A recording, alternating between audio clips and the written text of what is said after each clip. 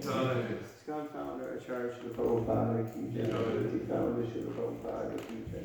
Ananta Koti Vaishnava ki jai. Jaya Nitai Gaura Premanandi. All glories to the assembled devotees. All glories to the assembled devotees. All glories to the assembled devotees. All glories to the Lord Sri Guru and Sri Guru. All glories to Srila Prabhupada.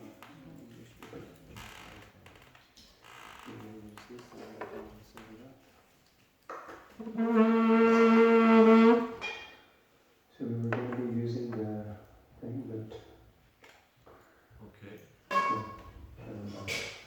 Shantaka set it up yesterday.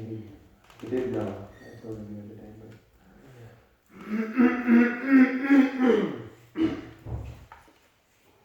Hare Krishna, everyone. Thank you so much for being here this morning, and this will be the last time we're giving class, so like in the morning time anyway. So to spare you all the torture, today's the last day. We were going to use the projector, but I'm not sure what's happening, so we'll just start by offering our respects and chanting the Mangala prayers, and then we'll see how it goes. If not, we'll just carry on without it. No problem. First, we would like to seek blessings from. Can we turn it down just a little bit? First, we'd like to seek blessings from all of the assembled Vaishnavas that you see fit to bestow your mercy upon us, so that we can speak something relevant and bona fide from the incredible word Srimad Bhagavatam. Only by the mercy of Vaishnavas is anything possible, so we're therefore seeking your blessings. Om Gyanatiminandasya Gyananjana Shalakaya Chakshurum Nilitam Gena Tasmai Shri Gurude Namaha Shri Chaitanya Mano Vishtam Stapitam Yena Bhutale Svayam Rupa Kadamayam Dati Swapadantikam Vandeham Shri Guru Shri Vita Kamalam Shri Guru Vaishnavam Shri Rupam Sagrajatam Sahagana Raghunathanvitam Tam Dajivam Sarvitam Savadutam Parijana Sahitam Krishna Chaitanya Devam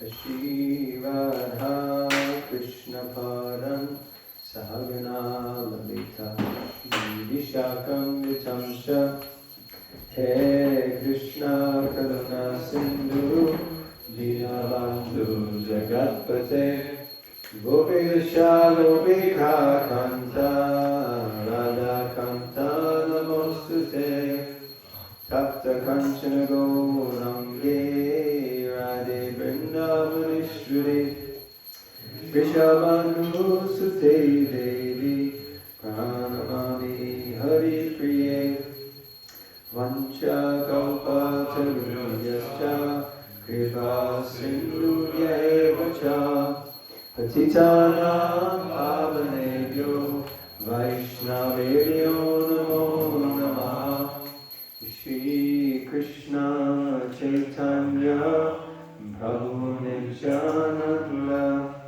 Shri Advaita Gadadhara Shri Vasadi Gaura Bhakta Hare Krishna Krishna Krishna Hare Hare Hare Rama Rama Rama Hare Hare Om Namo Bhagavate Vasudevaya Om Namo Bhagavate Vasudevaya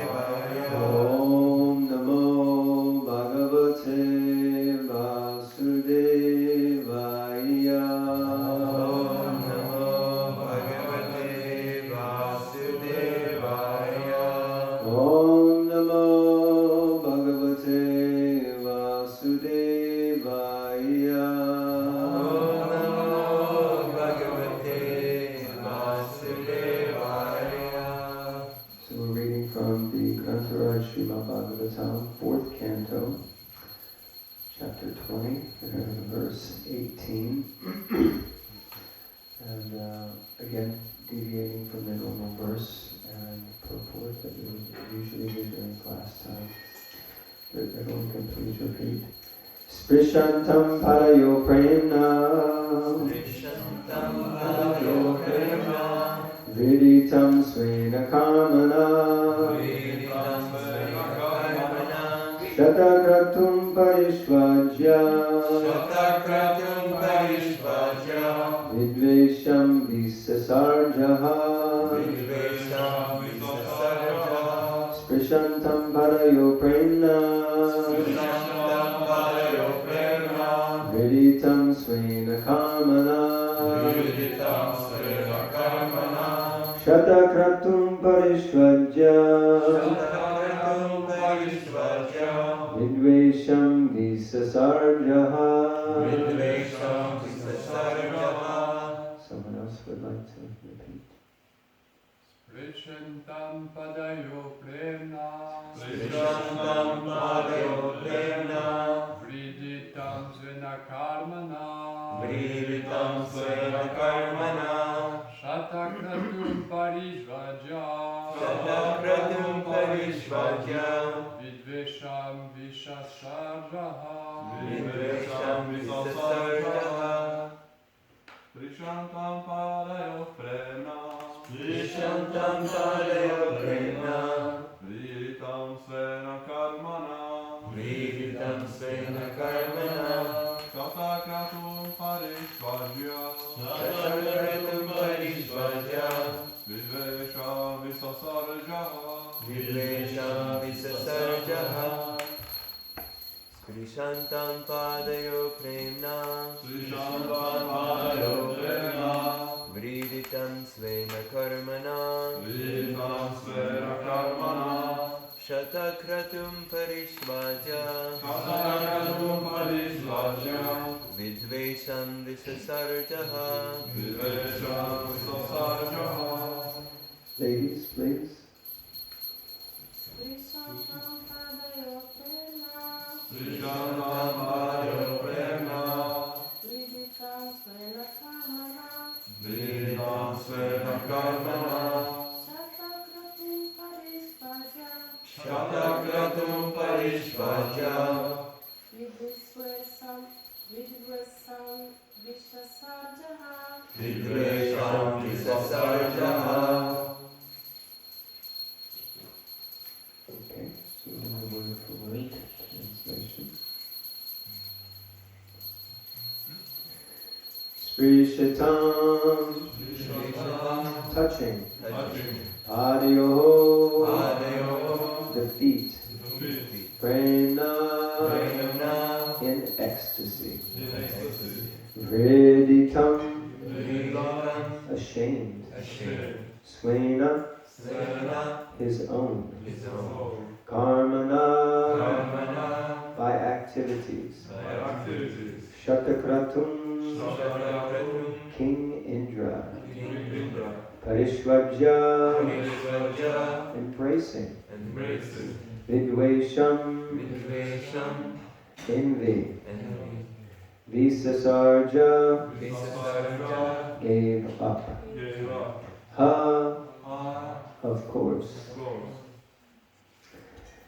Translation and purport by His Divine Grace, A.C. Bhaktivedanta Swami Prabhupada, Srila Prabhupada ki. As King Indra was standing by, he became ashamed of his own activities and fell down before King Prithu to touch his lotus feet.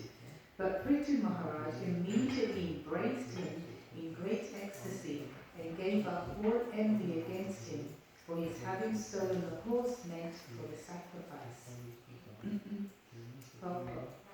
There are many cases in which a person becomes an offender to the lotus feet of a Vaishnava and later becomes repentant. Here also we find that although the King of Heaven, Indra, was so powerful that he accompanied Lord Vishnu, he felt himself a great offender for stealing Prithu Maharaj's horse that was meant for sacrifice. An offender at the lotus feet of a Vaishnava is never excused by the Supreme Personality of Godhead. There are many instances illustrating this fact. Ambarish Maharaj was offended by Durvas Muni, the great sage and mystic yogi, and Durvas also to fall down at the lotus feet of Ambarish Maharaj. Indra decided to fall down at the lotus feet of King Prithu, but the king was so magnanimous of Vaishnava that he did not want Maharaj Indra to fall down at his feet. Instead, King Prithu immediately picked him up and raised him, and both of them forgot all the past incidents. Both King Indra and Maharaj Prithu were envious and angry with each other. But since both of them were Vaishnavas or servants of Lord Vishnu, it was their duty to adjust the cause of their envy. This is also a first-class example of cooperative behavior between Vaishnavas. In the present days, however, because people are not Vaishnavas, they fight perpetually among one another and are vanquished without finishing the mission of human life. There is a great need to propagate the Krishna consciousness movement in the world, so that even though people sometimes become angry and malicious toward one another, because of their being Krishna conscious, such rivalry, competition and envy can be adjusted without difficulty. Jai Shri Prabhupada ki jai. So verse again, Spashantam parayo premna viditam svayena karmana Shatakratum parishvajya vidvesham visasarjaha. As King Indra was standing by, he became ashamed of his own activities and fell down before King Prithu to touch his lotus feet. But Prithu Maharaj immediately embraced him in great ecstasy and gave up all envy against him for his having stolen the horse meant for sacrifice.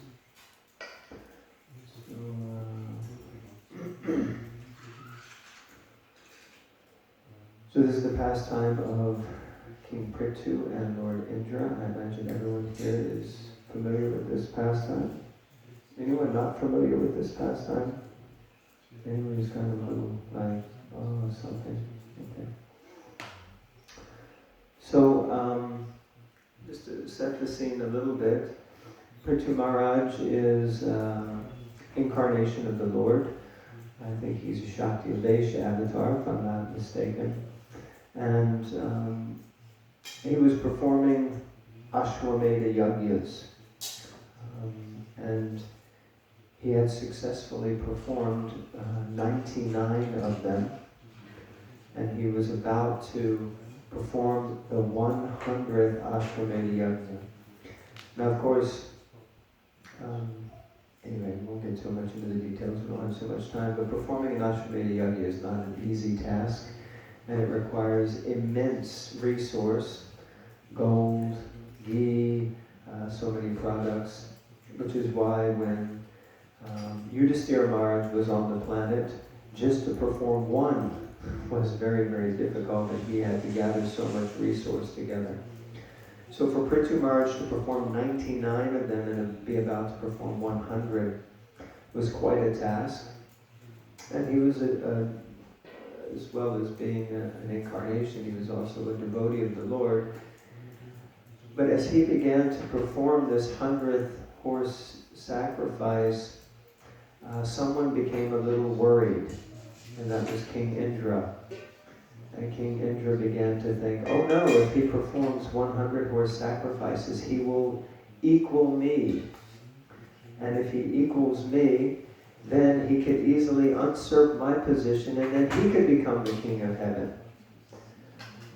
So Lord Indra decided that he couldn't have that. This couldn't happen. So what did he try to do? Anyone knows what he tried to do? Yes. Yeah, he tried to steal the 100th horse. I mean, if you can't beat him, steal the horse, right? So he went to steal the horse of King Prithu. But he didn't just steal the horse because he didn't want to be recognized as the person who was stealing the horse. Right? He didn't want anyone to know that it was Lord Indra who was stealing the horse. So he went in disguise, and when he went in disguise, he went in the disguise of a sannyasi, a sadhu, yes, brahmana. Because generally, if a sannyasi or a sadhu does something, then everyone just goes, okay, whatever. Just let it go on. But one of the Brahmins who was conducting the ceremony, he saw that this was happening, and he recognized that's not a sannyasi, that's not a sadhu, that's Lord Indra. And he sent the son of Prithu after him. Anyway, there was some confusion, and he was about to let him go. Then the Brahmin said, no, this is Indra, you should actually, chastise him. But then Indra let the horse go, and they came back. But then he did this a few more times.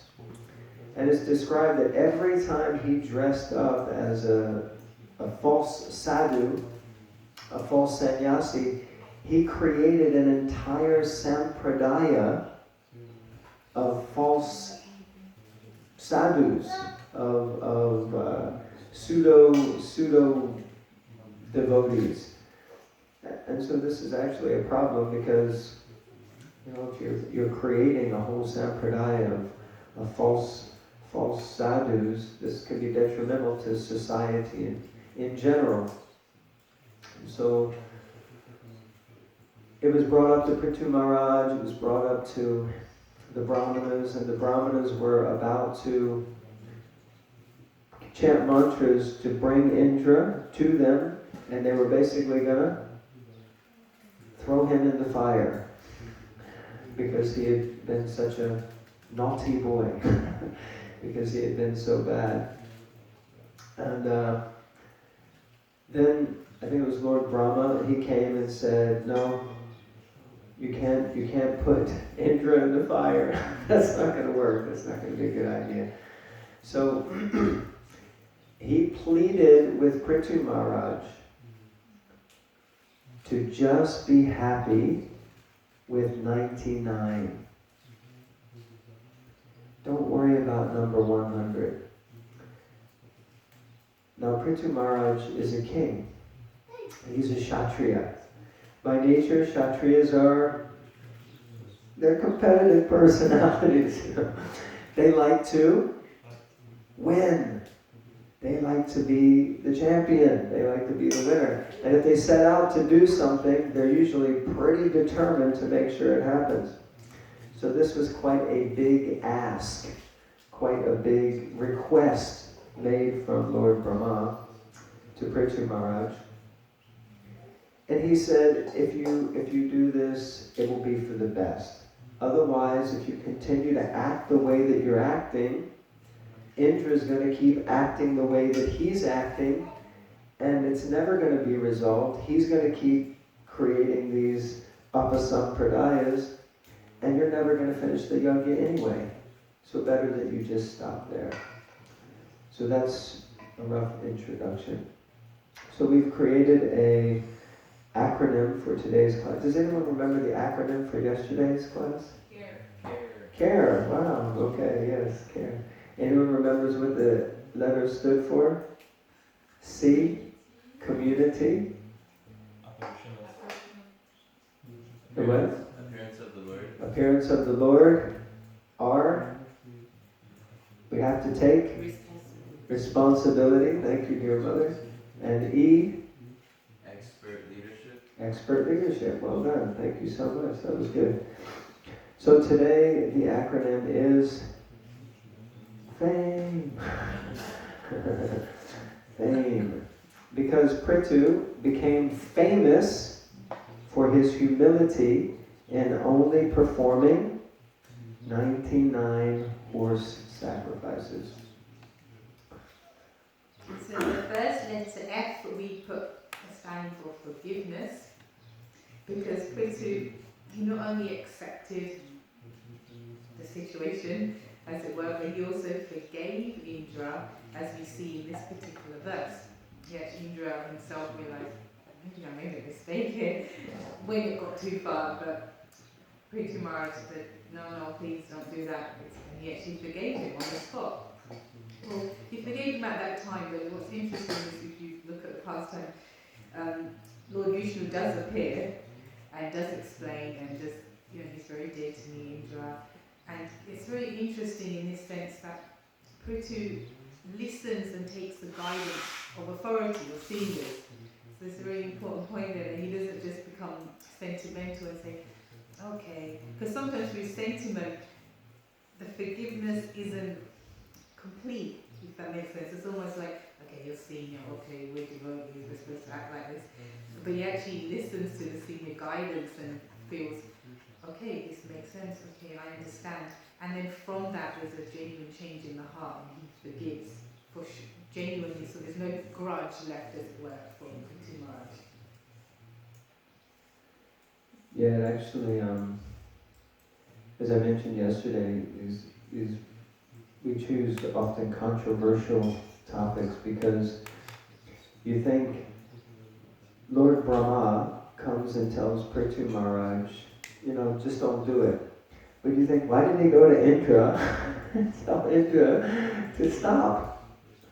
I mean, who is really the bad guy in this scenario, right? I mean, if Lord Brahma is going to speak to someone, you think he should go and chastise Indra. And Brahma is the overlord of all the demigods, so certainly Lord Indra would have to listen to him. But it's very interesting. And Prithu Maharaj was simply trying to serve the Lord by performing these Ashwamedha yajnas. Of course, it's discussed later that he may have had some material motivation in doing it, but still he was a devotee. So it's kind of a little confusing why it is that if Lord Brahma is going to come onto the scene and correct someone or ask something of someone, it probably should have been Indra. In fact, he should have given Indra a good chastisement and said, what are you doing? Why are you acting like this? Interestingly enough, he went to Prithu Maharaj because he knew that Prithu Maharaj would be more likely to listen. And so sometimes you may see that the leader may come to you when you're not the one who should be corrected and may say, look, just let it go. And sometimes we may say, why should I let it go? Why should I?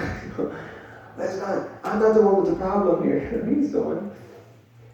But because they're hopeful that if you at least let it go, if you at least forgive, then the other person will stop.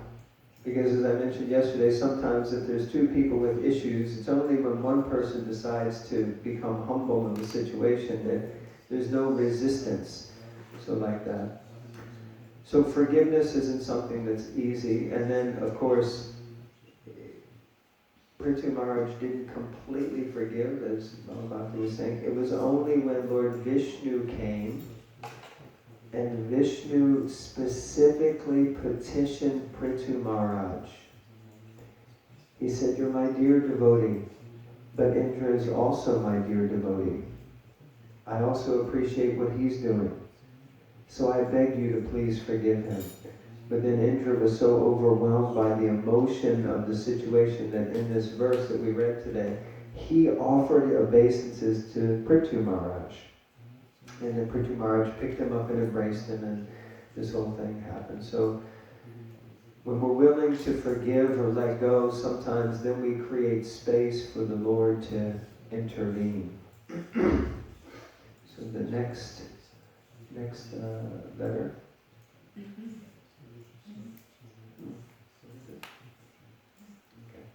Is acceptance. So acceptance and tolerance. So the first letter was forgiveness and then acceptance. So sometimes we have to be accepting of other people's faults. It's not easy. Anyone's ever had to deal with and tolerate someone else? Anyone? Yeah? Okay. Anyone here kind of has to tolerate themselves sometimes? Anyone here becomes aware of their own shortcomings and they think, God, why do I keep doing that? Why do I keep acting like this? Why do I, get angry or get frustrated? So eventually, we hope that the process of Krishna consciousness, as long as Srila Prabhupada would say, as long as you stay in the fire, then you will become like fire. As long as you stay in the fire, you will become like fire. But the heat of the fire of devotional service sometimes is so hot, it starts to cook, and we start to feel the heat, and we want to get out of the fire. Anyone's ever had that experience? Like, okay, I think it's time for a break. let me just go away for a little while, because the heat, sometimes they say if it's too hot in the kitchen, then you might need to leave the kitchen. You know? So sometimes we have to actually accept that if others are able to stay in the fire, then their inadequacies or challenges or difficulties will eventually be burned up. But we also have to accept and understand that probably everyone is also tolerating me. We often don't think like that, but it's described that the more purified we become, the more naturally humble we become, and the more we realize just how much the devotees have tolerated us. Mahatma Prabhu, he sent out this post a few years back about a devotee who manages to make it back to the spiritual world. Haribol! And when he gets there, he walks in and he looks around and he's like, what are you doing here? What is she doing here? And he's here too? And he was thinking, why? How did all these people get in the spiritual world? I didn't think they were pure enough to get here. Obviously thinking himself pure enough to be there. And then Mahatma Prabhu describes how all of those people came forward and they said, you're wondering how we got here, but we're all wondering, how did you get here? So sometimes it's a little bit like that, you know. We have to realize that we're all actually accepting and tolerating each other just to stay in the association of devotees. So there has to be some acceptance. And also the point to with this acceptance for Prithu Maharaj is the whole point of the horse sacrifice was to please Lord Vishnu. So it's interesting that what occurs then is that Indra's stealing the horse, and naturally he's going to get upset because someone's interrupting his service. So you would get upset. But then Lord Vishnu comes and says, look, this is how you're going to please me in this situation. Just allow it. Just let Indra go. It's okay. And then it turns the whole thing on its head, because initially it's almost like we can get attached to doing a service for, it's you know, we feel okay, it's obviously for Krishna, but it becomes for our pleasure for Krishna, if that makes sense. And then, so if your authority or someone says, you say, okay, I know you do the garlands like this, or I know you cook like this, but could you do this instead? And almost, it's like it makes us think, oh, hang on. So then you have to think, I guess I should, because I'm supposed to be pleasing authority, I'm supposed to be pleasing the Guru or Krishna. So in this sense, Prithu Maharaj had to accept, I'm doing this for Vishnu's pleasure, and now he's telling me, just stop, it's okay, just let Indra go, and that will please me. And so he accepts, okay, the whole point, the goal was to please you, so I guess this pleases you. Very nice. Yeah, are we really doing it for Krishna, or are we doing it for ourselves? I remember my Guru Maharaj once, he was saying that, he's like, sometimes we can make these beautiful garlands and we think we're decorating the deity with the garlands that we made, but sometimes we might be decorating them with our false ego. You know, we're not decorating the deities, we're actually decorating our false ego, just because you never, you know, it's like even today we dressed. You don't take darshan of the deities the same way that you do on the day that you dress. You know, or the day that you made the garlands, or the day that you cooked the offering, or the day, you know, somehow it's just the nature of the false ego. So the next letter is M. M equally make adjustments. Srila Prabhupada twice in the Prabhupada he makes this point that we should be able, we Vaishnavas should be able to adjust.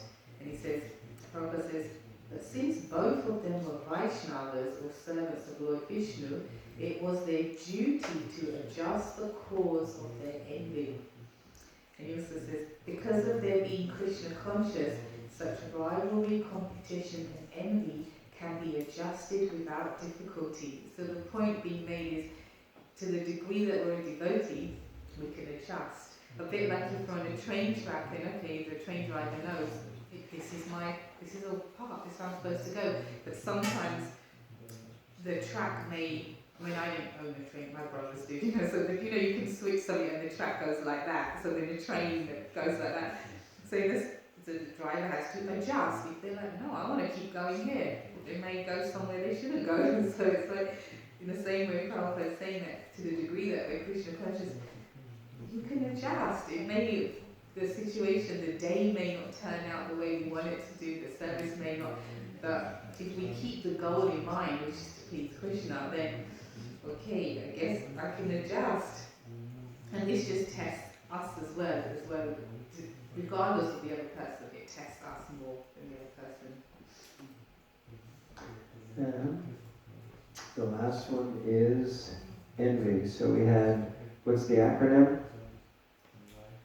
Fame. F was for forgiveness. A, acceptance. M, making adjustments. And now E is envy. So, Indra is the king of heaven. He already has so much opulence. So much opulence he already has. He is the king of heaven. All the demigods report to him. He's surrounded by everything is so beautiful. Beautiful maidservants, ladies, beautiful food, the finest clothes. He has so much opulence. And yet he becomes envious of Prithu Maharaj, who's in one sense just like a lowly human. He's like a king. And he becomes worried about him, concerned that he's going to usurp and surpass him. So he's got such title and position, and if we're feeling insecure and envious, then we might need to do a little personal inventory. Sometimes we may need to take stock of the things that we have. In England we say you do an MOT. You have to do this on the cars every year to make sure they're functioning properly. So we should do a checkup in our own lives regularly to be grateful for the things that we have. Some senior devotees, they say that actually it's like this. The real wealth in this world is when you are in possession of things that money can't buy. So sometimes we think that wealth is established by having so many things that money can't buy, but actually it's about the things that money can't buy. And we should try to really generate and create a mood of gratitude. About a year ago I was listening to one devotee, and he was, I heard it in two different places, two different persons, and I thought, this sounds really good. And they were talking about keeping what's called a gratitude journal. And so one of them mentioned that there are many gratitude journal apps. So I thought, let me check it out. So I just found one that was free. You can download it. And you can set it up so you can, and they say the best time to be grateful is at the end of the day, right before you take rest, right before you go to sleep, to collect and gather your thoughts of the day and to write down, and mine there's three things that I'm grateful for today and how they made me feel, because it's not just you write, I'm grateful for my mother, I'm grateful for my wife, I'm grateful for my dog, and then that's it. So you have to actually try to remember the experience and write down how you feel. And it's interesting, they also did, one of the people, they were telling how they did these scientific tests, and people who would keep a gratitude journal and write these things down in the evening before they would take rest, they would sleep better at night. They actually would sleep deeper, and they would feel more refreshed in the morning. What I found after I started doing it is that I used to not really think so much about what happened in the day. I'd just be like, God, I'm so glad I'm about to go to bed.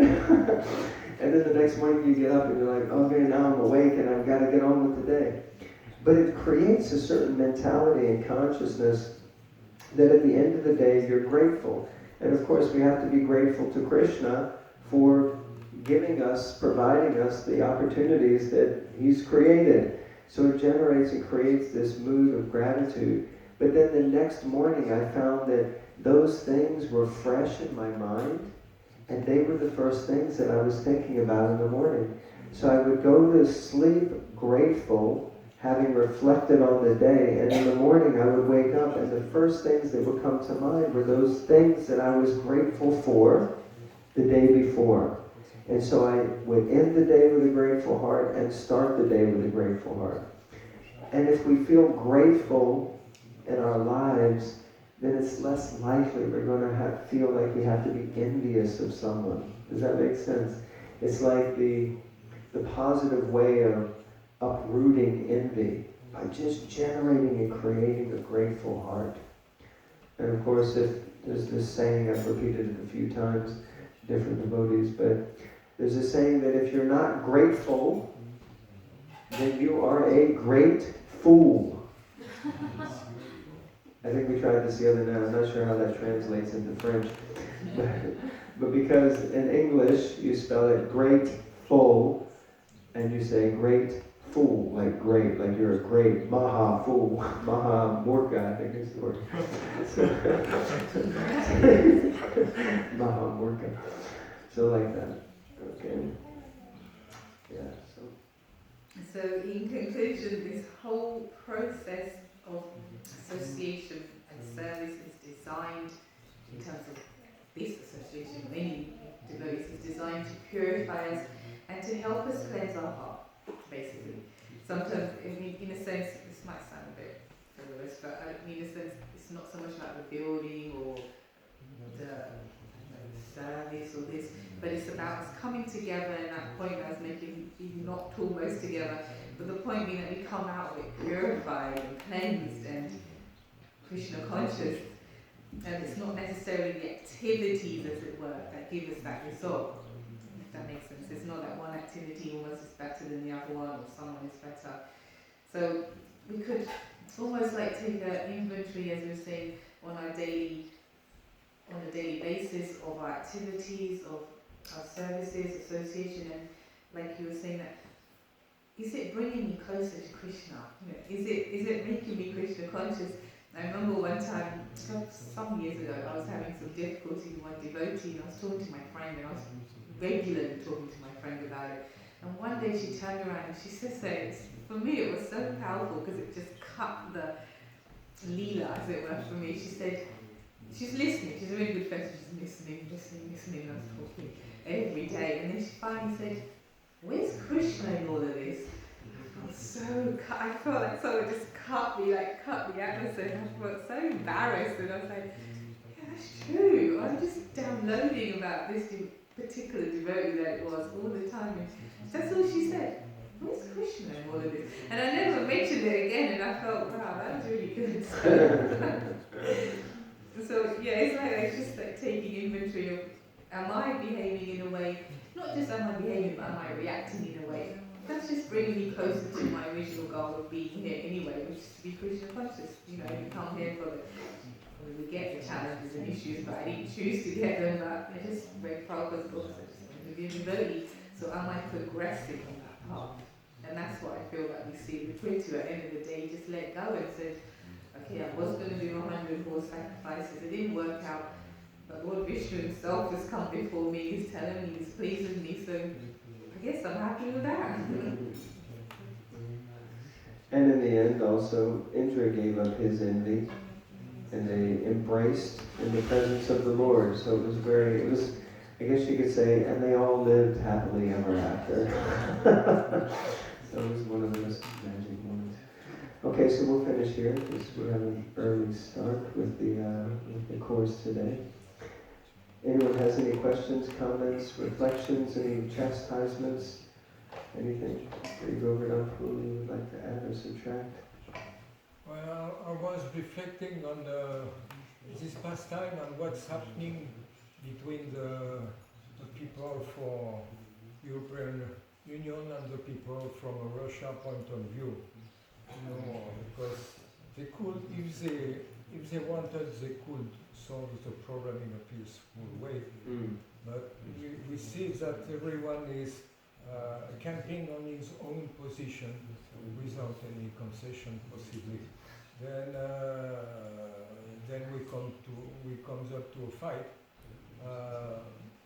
because basically what is missing is divine qualities that are at least dormant in the heart and that you want to reveal in participating in such circumstances. And obviously in the situation where we are, we have so many demons in command of the society nowadays that they are not willing to reveal the divine part that is dormant in their heart. The devotee is not in this position, he is completely opposite. He is under a shower, he wants to purify himself. So he wants to utilize the situation in order to reveal his divine attitude. And here we have this pastime where we see that the two opponents, they revive the divine tendency, and it ends up in a happy end. Everyone is happy with that, the citizens and everybody. And oppositely, if there is a fight, everyone has to suffer because in a war, everybody has to lose something, or money, or food, or family, or your wife, or son, or whatever. Yes, powerful. Thank you very much for that powerful reflection and application. Yeah, realizing our innate divine qualities within. Very powerful. Prabhuji, you were going to say? I was wondering, Prabhu, about the usage of the word envy. Because here it's stated specifically that both were envious. I mean, if you look at Indra, he was just terrified. He was so scared to lose his position, as you described, with all his opulence and all his power. So he would put his whole reputation at risk repeatedly just because he was so scared. And then Prithu Maharaj was, as you also explained, like acting naturally. Somebody is trying to disrupt his service, so he's trying to deal with that. Yeah. But yet Prabhupada says that both are envious. So how would you explain this envy? You mean mainly the envy from Prithu Maharaj's side? Yeah. So, yeah, it's a very good point. Because, and actually Prabhuji just kind of mentioned that the tendency, the materialistic tendency is to defend our position. And then if someone else is coming to take that, then I guess in a sense we become envious of them, or we exhibit our envy because we want what we've got. We don't want someone else to take it away from us, and or we want to in return usurp whatever they have. Does that make sense? So it's sort of like I think the general idea is the same in the sense that, of course, Indra, he wanted to protect his kingdom, right? So he wanted to protect what he had, and therefore he was envious of Prithu Maharaj because Prithu Maharaj was becoming powerful enough to take it away from him. Then on the other side, Prithu Maharaj, he wanted to do 100 horse yajnas, and here comes Indra trying to take that glory away from him. So he was going to lose his glory and his fame. Because for a Kshatriya, right, isn't it, that's what it said, dishonor is worse than death. So for him to lose that fame And that's also why Brahma said, no, you'll still be famous. You'll still be famous as the person who was more humble. But who really wants to be famous for being the most humble? Because if you're really so humble, you wouldn't want to be famous for being humble. So, but that's kind of the way I understand it, because his fame is going to be taken, his glory, his magnanimity, his greatness, something like that. Okay, I think we should finish here so we can take breakfast and not run over time. Thank you all very much for your tolerance of us while we've been here. We're here for a couple of more days. It's really, just so wonderful to be in the association of the devotees here. I can't express my gratitude and appreciation to all of you enough. The senior devotees who've been here for so many years, taking care of things despite so many obstacles and challenges. The new devotees who are coming to try to take up service and looking ahead and thinking, okay, there's so many challenges that lie ahead, and such a huge, magnificent project, and all the challenges that are coming up right now, and somehow I just can't help but think that Krishna is trying to put New Mayapur on the world map. And by creating some tragedy, some traumatic situation, the whole world has started to become New Mayapur conscious. I mean, all over the globe, people are like, "What? We gotta save New Mayapur, help New Mayapur." From Europe to Australia to America to India, all over the place, everyone's just like thinking about New Mayapur. So there is always a silver lining. Although we were talking about this yesterday. Krishna, he accomplishes many things with one. Sometimes something seems like such a tragedy, but often he's trying to make some positive things happen. So anyway, it's a great honor for us, and we thank the devotees for also allowing us to participate in deity worship. It's something that's also very dear to our hearts, so we just feel very honored and humbled. So thank you all very much. Hare Krishna. Srila Prabhupada ki jai.